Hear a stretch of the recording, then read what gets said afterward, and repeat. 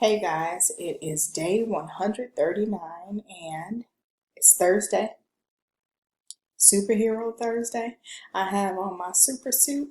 I'm ready to learn, I'm ready to grow my brain, and I'm ready to get to today's ELA lesson, which is figurative language. Today is the last day before our FSAs to grow our brain and to understand all of the 6 figurative language devices. Now, we're going to start with the BDN. Make sure you press pause, and I'm back. So, as we check over our answers, I will read through the text so you can understand and make sure you made the right choices. The last straw. Mindy just got a new job at a big company. She has been working like a dog. Her boss isn't very nice and yells at her almost every day. Last week he told her she needs to redo a big project that took her 2 weeks to do. Mindy said that's the last straw and quit her job. What 2 types of figurative language are being used in the passage? So, if we look at working like a dog, we know that like is in the sentence, so that means that one of the answers have to be a simile. The next piece of evidence that I chose in the text was that is the last straw. She's comparing her situation to being the last piece of mess she's gonna take from this boss. So that is a metaphor. We're comparing 2 things. Now, if we keep it moving, we'll go on to the next passage, the science fair. Jackie had been working on her project for the science fair for 3 weeks. She was so nervous to present it in front of the whole school.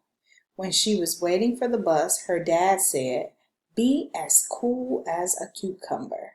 After the presentation, Jackie thought that was as easy as ABC. Now, I heard as in the first piece of evidence. I also heard as in the second piece of evidence. Now, when we're comparing 2 things and like or as is present, it is a simile. All right, flip the page. Today for vocabulary, we have a new word. For vocabulary word, we will be working on prefixes, suffixes, and root words. We know that a prefix is an affix placed at the beginning of another word. A root word is a word that does not have a prefix or a suffix added. Now, today's prefix is miss, and our root word is place. Now, when we smash those together, we come up with the word misplace. Now, if we were to define miss as a prefix, the meaning would be wrong. And if we were to define place, it would be location. Now, when we mash miss and place together, we come up with the word misplace. So if we were to define misplace, we would simply get both definitions put together. It is in the wrong location. Now, a synonym could be lost. An antonym could be found. If we were to create a sentence, it could be Miss Samario misplaced her car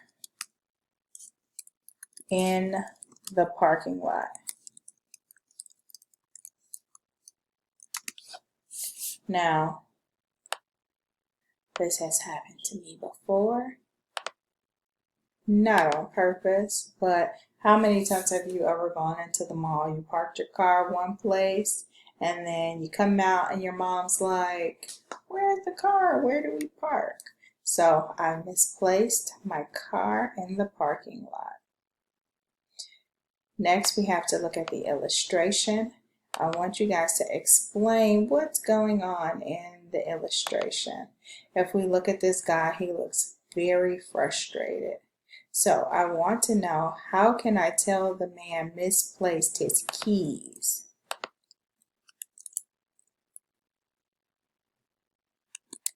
He is very frustrated because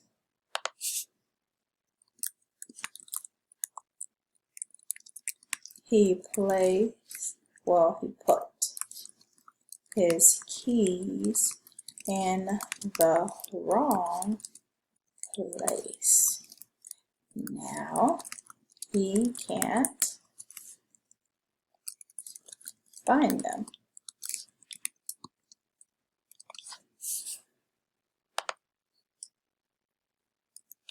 How many times have you misplaced something? All right, flip the page. We're now on board equals paper. We're at the home stretch. This is not a new concept, so we actually know what we're doing. So this should be fairly easy. Writers use what? Figurative language to make stories more exciting and, that's right, fun. More exciting and fun. Figurative language is when words are used to give a different meaning than its literal meaning.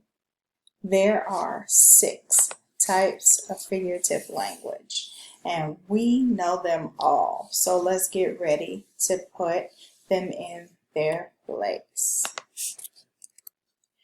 First, it says an exaggeration to create forceful imagery.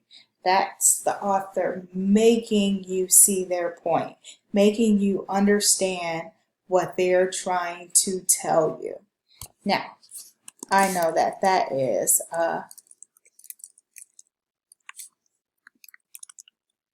what you say? A hyperbole. Next, giving human traits to non-living objects. Sounds like a person. So I know it's personification.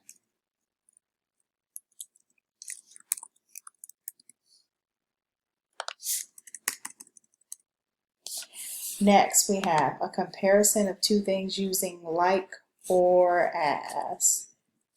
Easy peasy, lemon squeezy. That is a simile.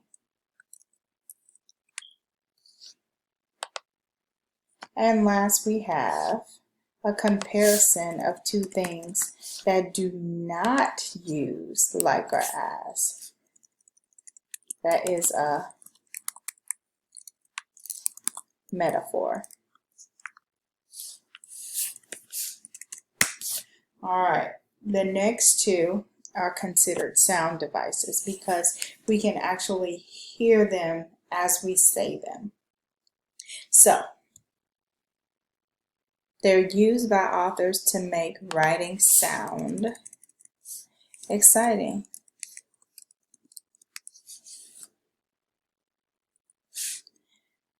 The next 2 are words that imitate or mimic the sound they are describing. So who can remember what that one is? It's hard to spell.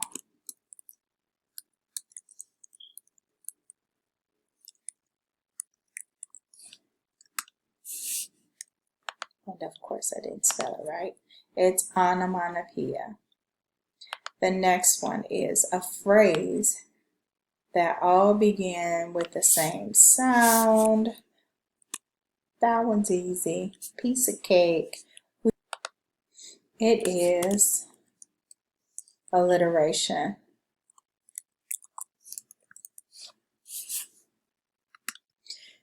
All right, guys, let's go on to the model.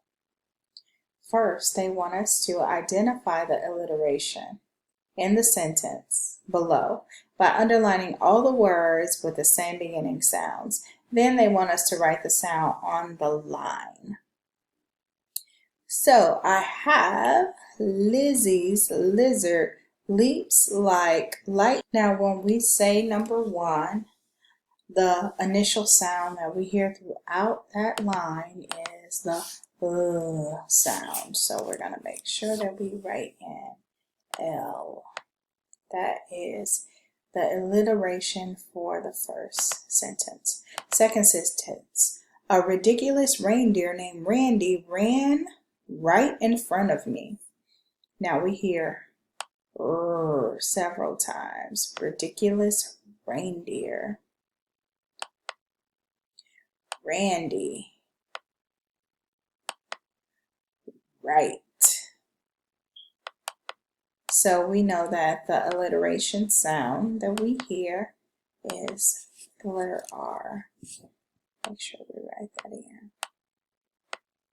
Next sentence. When we left the well, she said, "You're welcome for the water."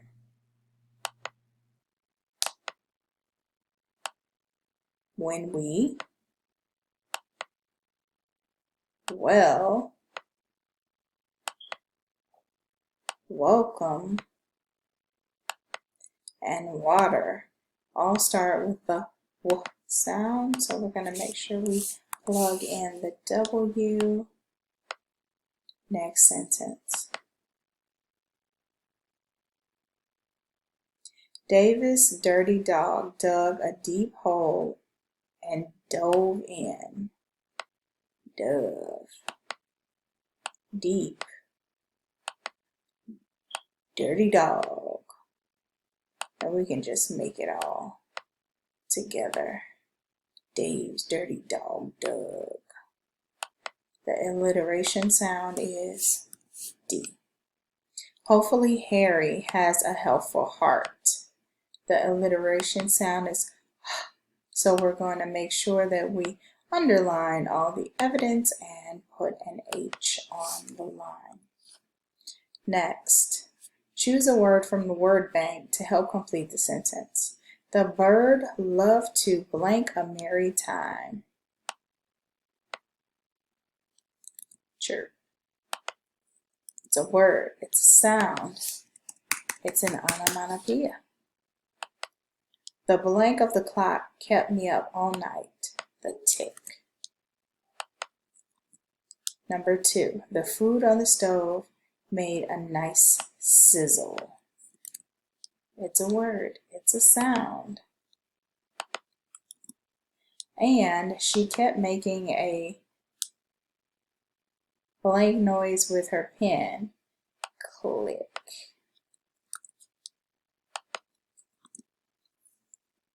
Do we have a fifth one?